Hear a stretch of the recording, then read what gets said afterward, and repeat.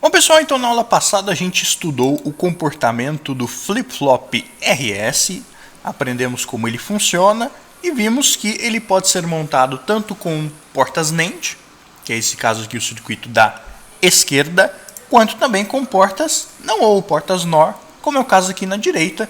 Eu tinha colocado o circuito para vocês e pedi para vocês analisarem. Se vocês analisaram então corretamente, é o que a gente vai descobrir agora. Então, para a gente simular aqui os dois circuitos, eu vou colocar aqui o reset dos dois em 1, porque eu não posso começar em 0 e 0. 0 e 0 é estado de memorização, ou seja, ele mantém o estado anterior das saídas, só que como eu estou num simulador, não existe estado anterior, né? Anterior ao quê? Anterior é eu ligar o circuito. Ele não consegue simular isso dessa forma, então eu tenho que começar ou resetando o flip-flop, ou setando o flip-flop. É importante dizer aqui também que o flip-flop RS ele também pode ser chamado de latch RS. A diferença entre os dois termos flip-flop e latch eu pretendo ensinar mais para frente porque vai cair alguns conceitos que nós não vimos ainda. Então, a princípio, né, os dois circuitos, tanto com NAND quanto com NOR, os dois flip-flops, tanto um quanto o outro, são flip-flops RS e também podem ser chamados de latch RS. Vamos dar o play. Vejam então que eu resetei a saída dos dois. Então vejam que a saída Q, tanto de um quanto do outro, o Q está em 0. Portanto, o Q barrado, obviamente, vai para 1. Se eu der um set aqui, vejam que eu acionei a saída Q. Se eu voltar para 0, manteve, ou seja, memorizou.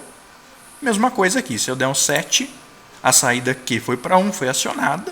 Se eu solto, memorização manteve.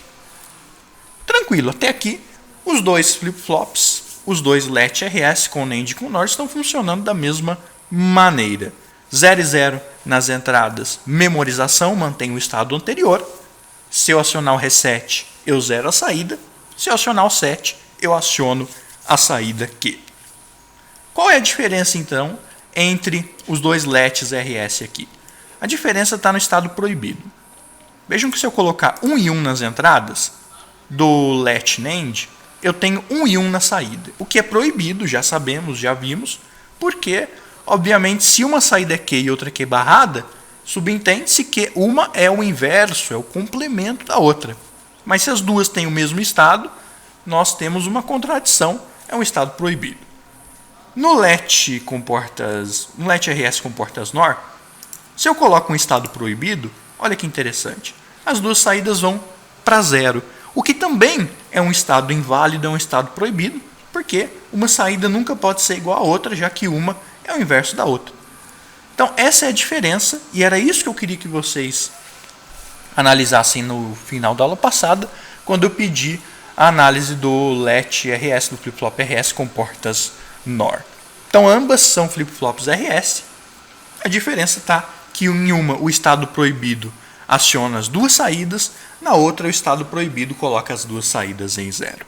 Então, em resumo, o flip-flop RS ou latch RS com portas NAND, nós temos o seguinte, né? Se as duas entradas R e S estão em 0, nós temos que a saída Q é igual ao Q anterior e, obviamente, então, a Q barrado vai ser o Q anterior barrado.